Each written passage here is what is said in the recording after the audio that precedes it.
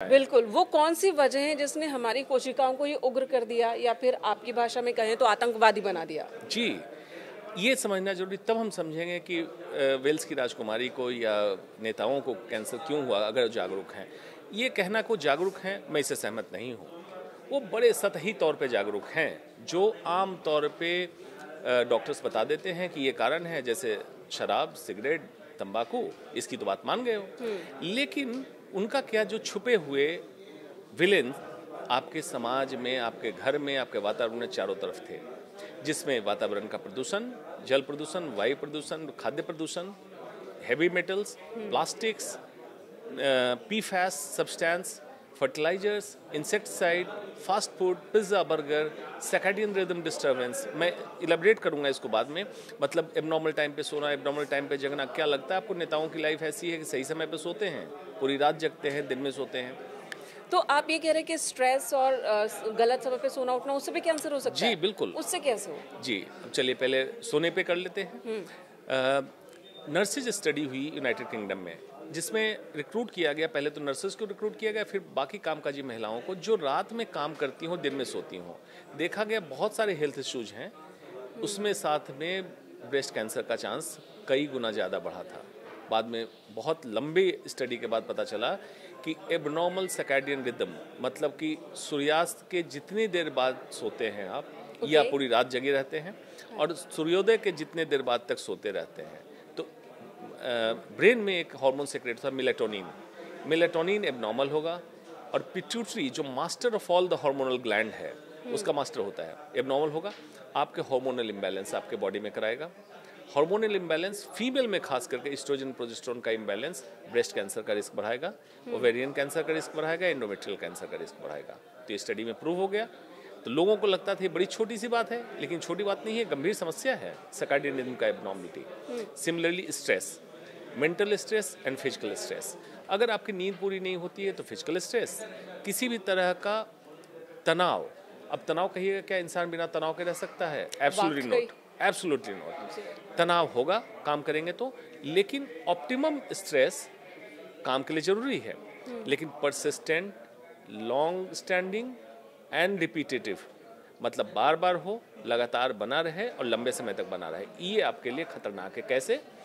Mental stress जब होगा आपको, तो reactive oxygen species ROS cell के अंदर जनरेट होगा, सेल को डैमेज करेगा, DNA को डैमेज करेगा, लेकिन बॉडी का डिफेंस मैकेनिज्म उसको करेक्ट करेगा।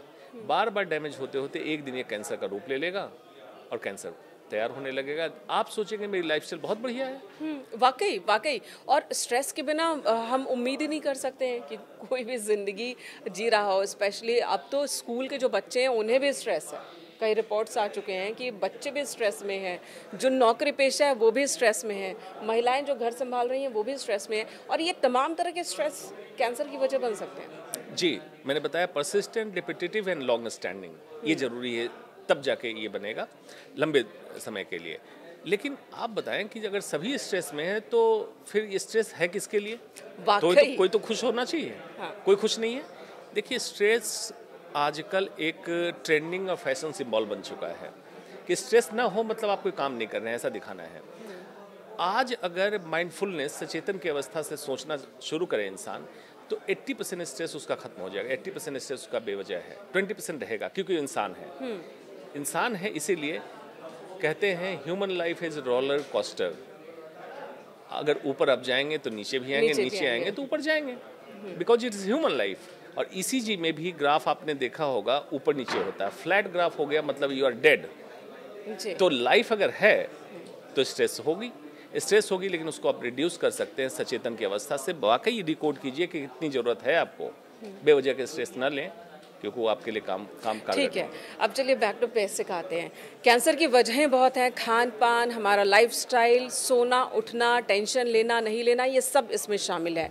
अब बहुत शॉर्ट में बताया अभी डॉक्टर सर ने। अंशुमन जी, अब ये बताइए कि बच्चों में भी कैंसर, अब तो बहुत बड़ी संख्या में बच्चे भी कैंसर से ग्रसित होते, किस तरह के कैंसर बच्चों में होते हैं? आपने देखा भी होगा, कई एग्जाम्पल भी होंगे आपके पास। देखिए, एक तो कंजेंटल कह सकते हैं कि बहुत अर्ली एज में कंजेंटल को चेंजेज रहे, और बच्चे में बहुत अर्ली एज में, मतलब 10 साल से नीचे कैंसर हो गया। इसमें एक थियरी है 2 हिट हाइपोथेसिस।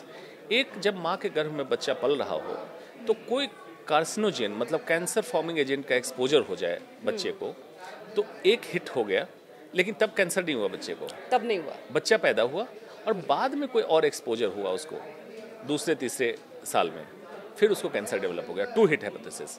एक होता है genetic cancer, single hit hepatitis. Retinoblastoma gene abnormal है, आरबी जीन, तो बच्चा पैदा होगा साथ में आंख का कैंसर लेके पैदा होगा।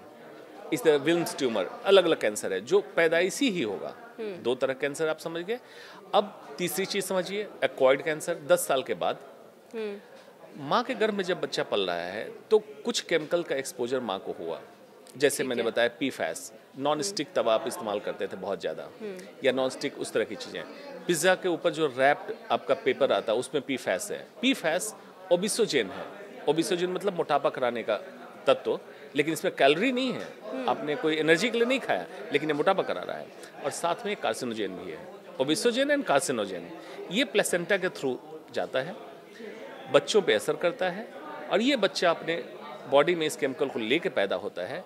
एक समय के बाद क्योंकि बच्चा का ग्रोइंग सेल होता है, बहुत जल्दी कैंसर का रूप लेता है। इसीलिए पीफैस को कहा था फॉरएवर केमिकल, मतलब ऐसा केमिकल जो सदैव आप रहेगा। बोल रहे हैं कि ये एक्सपोजर तब हुआ है जब बच्चा गर्भ में है, गर्भ में था, और जब बच्चा खुद जो बड़े हो गए हैं, जो पिज्जा खा रहे हैं, सेवन कर रहे हैं जी, उनमें भी इसी तरह से डर जी। है? अब मैं उस पर आ रहा हूँ। अब मान लीजिए कि एक है कि आपको एक्सपोजर नहीं हुआ, अब बच्चे बड़े हुए, अल्ट्रा प्रोसेस्ड फूड खा रहे हैं। अल्ट्रा प्रोसेस्ड फूड आप कह सकते हैं जिसको मैं कहता हूँ पॉइजन। और ब्राज़ील का एक क्लासिफिकेशन आया कि फूड को कैसे क्लासिफाई करो, NOVA classification, NOVA 1, NOVA 2, NOVA 3, NOVA 4। NOVA 4 is ultra processed food. वो फूड जिसको फैक्ट्री से ऐसा तैयार कर दिया गया जिसमें कि एज सच उसका कॉम्पोनेंट नहीं रहा, मतलब गेहूँ, चावल, इसको रिफाइंड करके मैदा ऐसा बनाया गया न उसमें फाइबर है, न एंटीऑक्सीडेंट, न मल्टीविटामिन है।